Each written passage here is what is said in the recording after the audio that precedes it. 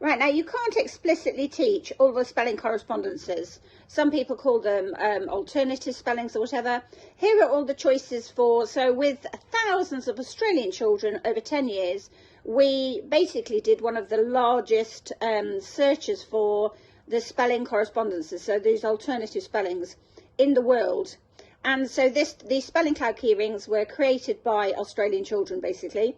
So the ones on the outside are the ones that looks like it's not printed properly, but the ones on the outside, it's cut off the bottom, isn't it? The ones on the outside are the ones that we teach explicitly in the speech scientific approach. That's again in Australia. But all of the ones in the inside, the ones on the inside show all of the choices that we find when we were doing this sort of, massive great word bank hunt. So here we've got monster E. This is the phoneme. So the phoneme, there's a clue in the name, the phoneme represents the phoneme, the sound value for the words. So when you're looking at words, print to speech, you've got to figure out which are the graphemes. But when you've come to spelling, you've got to have the word stored in your orthographic lexicon, basically. Otherwise, you're not going to know which one it is. How are you going to know which representation of E is in the words? So that's why we found, and this is what you'll be able to print off in the teacher handbook. You just print them off so that every child, there's 36 of these little readers called pre-readers.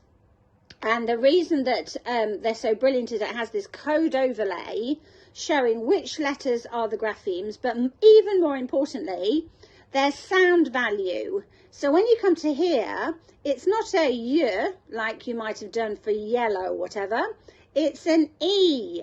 So this code overlay, so we've got 1, 2, 3 and away with the code overlay. So rather than doing it the way round that the children experience in England, which is learn a grapheme and one of the sounds. So like this letter A, that actually, it can represent at, like an at and to ant, but it can actually represent 9 different sounds. So when the children come to words, they've got to figure out which it is. So you imagine this one represents 9, this one represents 4, I think.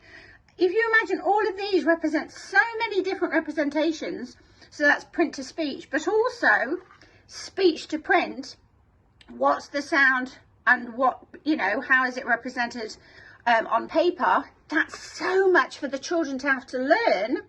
And then when they see words to try and apply. So let's not do it like that. Let's show them the code ahead of time. Let's give them all the information up front. So we're going to tell them which letters are the graphemes and the sound value. And as they get to understand it, we can start to pull that bit away. And what we find is at the end of the 36 pre-readers, they have 16 introductory books.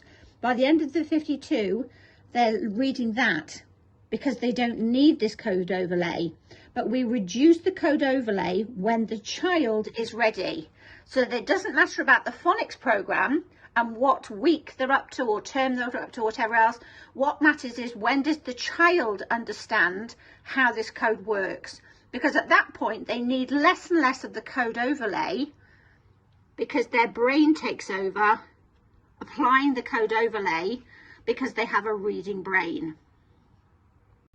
So this what do children need is at the heart of the speech sandpicks approach.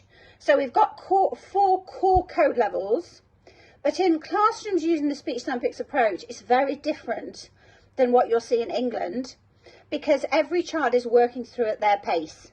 Some children are working here, they need more time, there might be a higher risk for dyslexia, and some children come in and they fly through really quickly.